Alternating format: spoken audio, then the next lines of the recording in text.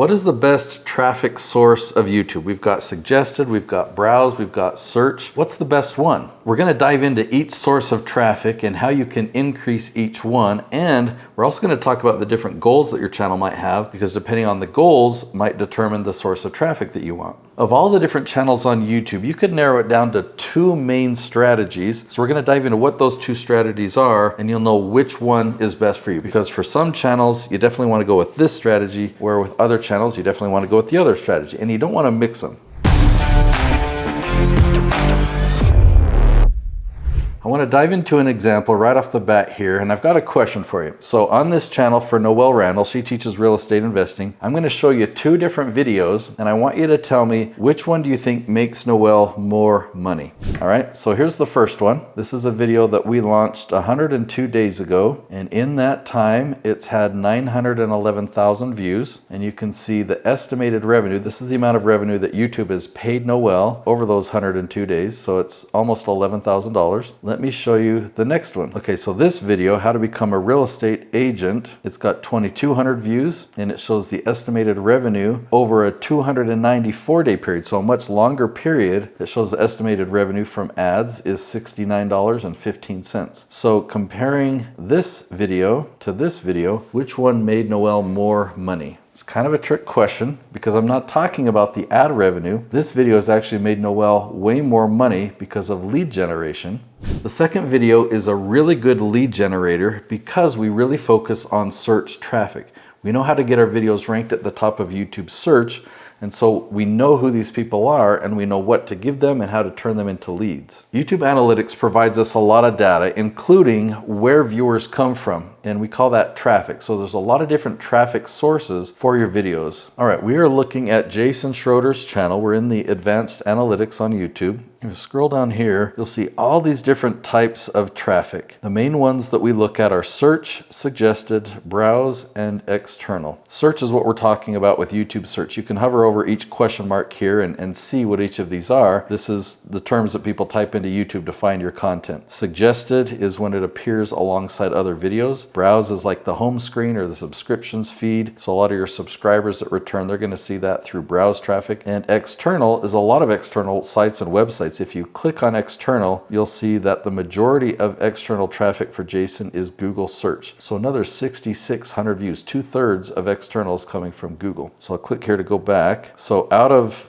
all of this traffic in the last 28 days, 86,000 views, 30,000 came from YouTube search, but another 6,000 came from Google search. Now, of all these types of traffic, the reason I keep talking about search so much is search is the most valuable for lead generation. But if your channel is focused on ad revenue, the most valuable types of traffic are suggested and browse, because those are the ones that can kind of go the most viral. Viral doesn't happen in the same way on YouTube as a post can go viral on Facebook or something, because Facebook or Instagram or Twitter, those are more social accounts. And for something to go viral, it needs to be shared. Now on YouTube, for something to go viral, it actually has to go viral outside of YouTube because it's not a social platform. If I wanted to share a YouTube video with you, I would text it to you or I would email it to you. Some type of message, right? If I wanted to share it with my brother, I send him a text message and send him a YouTube video. I can't do it the same way that I would on Facebook, where I just tag them in a post or link a post or share it internally, right? So viral is different on YouTube, but the content that is most likely to go viral, the YouTube algorithm gets behind it and will recommend it to new people. When your focus is ad revenue, then you just want as many views as possible. You don't care who the audience is, just anyone who will watch your video and you'll get paid ad revenue on it. So that's why browse and suggested are the best. But when you're building a business, you know who your target audience is. There's this narrow group of people who are interested in you, your products, your services, your expertise, and you can hone in on that exact group through search. So that's why for channels like this, Jason Schroeder, he's an expert in the construction industry. He provides consulting to construction professionals, and we heavily focus on search. We know how to get his videos ranked at the top of YouTube, and the strategy is succeeding. The biggest percentage of his views, 35%, is coming from YouTube search, and again, the other 6,000 from Google search. All right, I've got two books here. This is my book. I wrote this. It's called A Hero's Guide to Influence on YouTube. And this is Daryl Eve's book. It's called The YouTube Formula. Great title, by the way. So Daryl is a good friend of mine. I've attended his events. I've spoken at his events. I've joined his inner circle. I've received coaching from him. And you'd have to zoom in really far, but if you can't read it, it says Mr. Beast right there. Mr. Beast wrote the foreword to this book. Mr. Beast hired Daryl to coach him for several months. Daryl moved out to North Carolina, I think it was. And now they're partners. They're partners on several things. Daryl has helped many other channels do extremely well on YouTube, growing big followings. Okay, so when you compare these two strategies together, they're drastically different. They're not built alike. If you want to focus on ad revenue, if you want to focus on suggested and browsed traffic, this is a really good strategy. If you've got a travel vlog or a foodie vlog, or if you've got an adventure channel, or just something that's entertaining, music or anything like that. If instead of creating how-to content, it's kind of like what we do, more of a storytelling channel, this is the strategy for you. Now, if you've got a business and you want to generate leads, and your business is like a consulting firm or a coaching business, or you've got courses that you sell, you have an educational side of your business, you can really leverage YouTube how-to videos to generate leads for your business. And that's what this strategy is. So I'm obviously biased towards my own strategy, but I know this strategy pretty well, and they both work, but they don't mix. They don't mix very well. In fact, I have had a channel. It actually is a channel that bears my name, Nate Woodbury, where I've incorporated both strategies on it, and it really hurt my channel. So you want to be very clear, what strategy are you going to follow? Are you going to follow Daryl's strategy? Then go for it. Go all in. If you want to focus on search and you want to generate leads for your business, then I highly recommend going all in on this strategy. I thought it would be helpful to actually go into more detail on the pros and cons of both strategies. So I'm going to create a chart on the screen here, and I'm just going to label it with my book and with Daryl's book just to make it clear. There's pros and cons to both of our strategies, all right? Okay, here are the pros of the Daryl Eves strategy. YouTube Analytics really gives you all the info that you need to improve, and Daryl really teaches how to group things into buckets, like create this type of content, create this type of content, and compare those two types together. In fact, a lot of the features in YouTube Analytics where you can do comparisons, those exist in YouTube Analytics because of Daryl. Daryl asked them to make this. When they made it, they made some tools like that, and they said, no one's going to use this, and Daryl said, yes, they are. And he went around and got petitions from a lot of big YouTubers to say, yes, we need reporting like that. So those tools were there because of Daryl. And he calls it the bucket strategy. And you typically have 5 different buckets, and you look at what buckets are performing the best and what's the worst performer, and you just stop making content like that and you introduce a new bucket that you're experimenting with. Many of the big name channels that you've seen have followed that strategy. Another pro of this approach is you're going to have a lot bigger channel. You're going to have a lot more recognition. Fame is a benefit of this strategy. So here are some of the cons of the Daryl Eves strategy. One is that suggested traffic is really elusive. Just like predicting when something will go viral, it's really hard to do. Videos that have gone viral before, they've already done their time, and so you try replicating that and it doesn't work. Another disadvantage is that when you're starting a brand new channel with this strategy, it's extremely slow in the beginning. You put so much heart and energy into these videos, you're so creative, you put a lot of investment into it, and still nothing happens. With both these strategies, you got to play the long game, and in the beginning with Daryl's strategy, it can be really discouraging. With every channel that we see that succeeds with this type of strategy, there are hundreds of channels that fail, that don't succeed, and they try for years and never get any traction. Another con that I would list is this strategy isn't quite as tactical. Let me show you an example of Marley Jack. She's a friend of mine. She's done a lot of filming here. If I sort her videos by most popular, take a look at the second most popular video here. She made this 8 years ago. It's got nearly 1 million views, and it's a Canva tutorial. She's actually got a lot of Canva tutorials. Here's another one, ranked number 4 on her channel. She's got a lot of videos on Canva that are really popular. Now, if you follow Daryl's strategy, that means that the Canva videos, anytime she makes a video on Canva, that would be her bucket, the Canva bucket. That's a successful video. And so you've got to feed that. You've got to make more and more videos. But Marley did not want to talk about Canva. She says, you know, I know that video's done well, but I don't want to be known as the Canva person. I don't want to go down that path. So it's really hard when you've got a direction that you want to go, but when you're following the Daryl Eves strategy, you've just got to follow the trend instead. Let me give you a real example from the Nate Woodbury channel. We're on the Nate the Producer channel. I'm Nate Woodbury, but on my other channel, Nate Woodbury, that I've had a lot of struggles with, let me explain the biggest struggle. I made a video, why I hire people in the Philippines. Now that's a great topic for my audience, but it's an even greater topic for people in the Philippines that want me to hire them or just love that I'm talking about their country. That video took off and got 1.5 million views.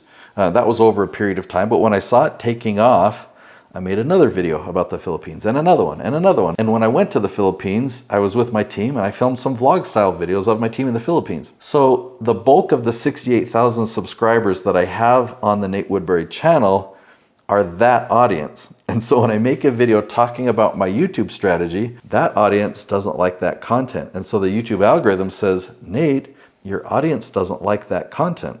Stop making videos about YouTube strategy. So that's a big struggle that I've had on my channel, and that's the problem of mixing these two. I've made a lot of videos like this, and I made a lot of videos like this, and when you mix them together, you can actually kill a YouTube channel. All right, let's go back to the list. So another con of the Daryl Eves strategy is it's a full-time job. When you look at all the successful channels that follow this strategy, it's a 40-hour or 60-hour a week job. We know the stories of like Casey Neistat, where he launched an episode every day for several years. He would film during the day, he would edit at night, he barely got any sleep, and he'd get up and he'd start filming the next day and edit that night every single day. Any story that you've read about burnout has come from people that implement the Daryl Eves strategy. Now, there's a better way to do it.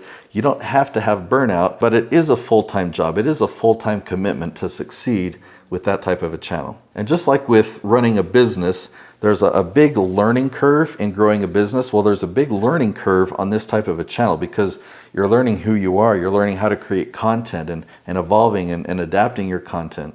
Now let's jump over to the Nate Woodbury strategy. Let's talk about the pros first. So the pros, first one is that it's very predictable. You do keyword research to find the questions your target audience is asking, and you know exactly what you're going to film, and it's way more efficient as well. I'm filming 15 episodes today, and typically I film 20 episodes in a single day. I've done as many as 38. I don't recommend that, but let's just stick to 20, okay? You can film 20 episodes if you start at 9 and film until 5. You can film 20 episodes in a single day. And even if you're launching daily content, I call daily 5 episodes. Let's say you're launching 7 episodes a week. If you filmed 21 episodes in a day, that means 3 weeks of content are filmed in a single day. Or if you're launching 5 episodes a week, that means 4 weeks of content are filmed in a single day. So you have time to run your business and to live your life, and you have 1 filming day a month where you're filming all the content for the entire month, and you still have a daily YouTube channel. In 2024, I took my strategy to a new level because I figured out how you could dominate a branch, or if you don't know what I'm talking about with branch, you can dominate your category on YouTube. You do research to find these different categories, and when you find the one you want to dominate, I figured out how to dominate it in just 4 months.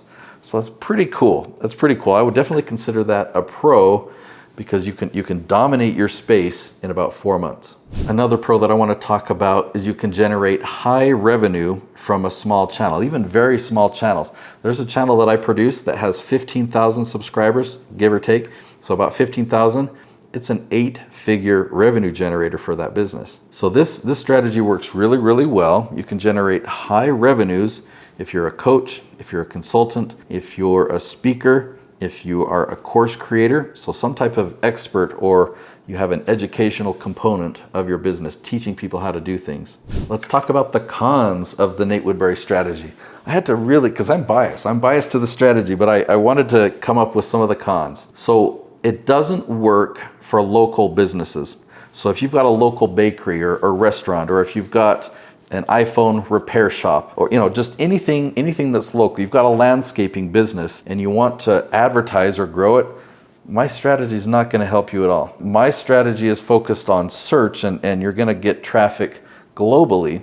Now, there are exceptions. So like there's this realtor guy up in Idaho, and he targets people that are like moving from California to Idaho. And there are questions that people are asking, like, what are the advantages of Boise versus Los Angeles, or questions like that. So there are exceptions to the local business thing, but the majority of local businesses, my strategy does not work for. Another disadvantage is if you follow my strategy to the letter, you will be getting great results, but from the outside, people will think that you're failing. You're going to get mocked. Or if you go to an event, like if you go to one of Daryl Eves' events, no one's going to know who you are because you're not following the Daryl strategy. You might be making 7 or even 8 figures of revenue in your business, all from YouTube leads, but many of these people will look at your channel, and because they don't know, they'll tell you that you're doing it wrong. So I actually had that in my notes. I wrote down, you will feel like an outsider at VidSummit. VidSummit's a fun event, but you'll feel like an outsider. And you tell me if this is a con. I think it probably is a con. In order for this strategy to work, you've got to have a successful business outside of YouTube. A lot of people come to me and they have a business idea and they think, well, if I build a YouTube channel, the YouTube channel is going to make my business successful. And it just doesn't work. It can't work that way. You have to have a business that's already successful.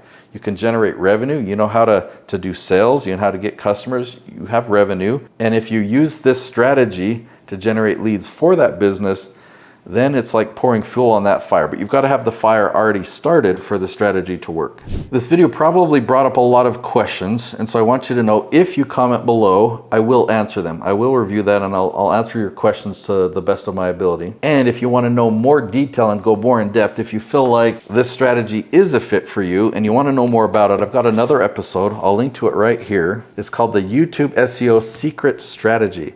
So I go into detail on my leaf strategy. You've definitely got to watch that video if you feel like this is the approach for you.